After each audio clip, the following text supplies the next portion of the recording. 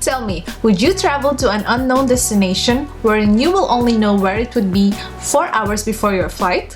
Well, I would, and I did. And I bet you guys will do it as well.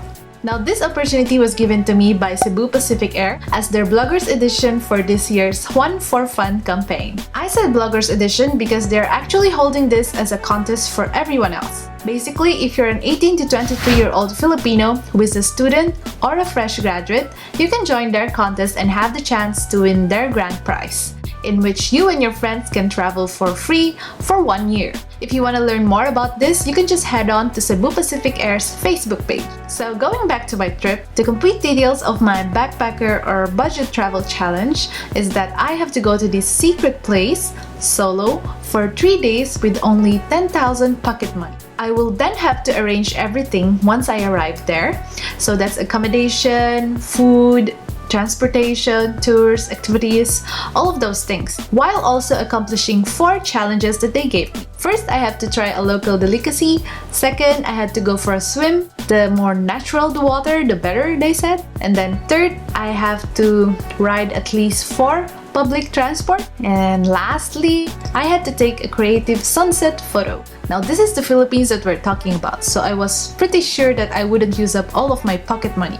In fact, it was more than enough. And also, the challenges were pretty much achievable. I guess the biggest challenge is that since I don't know where I was heading, of course, I wouldn't have enough time to research about the best places to go to. Still in the same, I'm used to doing spontaneous trips, so I know that it wouldn't be much of a problem. Nevertheless, the whole thing itself really got me excited. So what was my destination? It was my first time there in that city, and here's how it all went for me.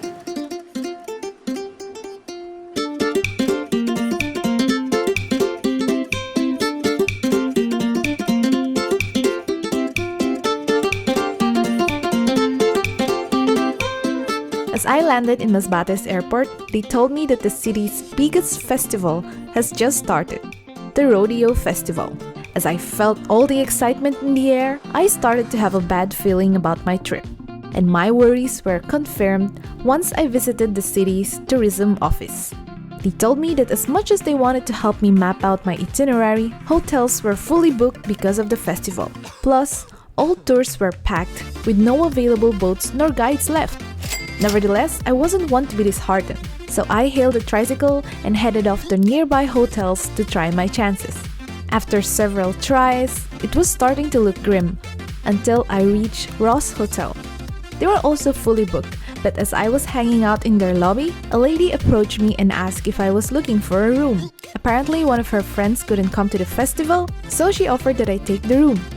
I was saved, but more than that, she was so generous and kind that she actually paid already for the first night of my stay. She even introduced me to the owner of the hotel that I was staying in so that he can help me arrange for a tour during my stay. While we were talking, he suggested that I just spend the rest of the day enjoying the festivities of the Rodeo Festival, and that's exactly what I did.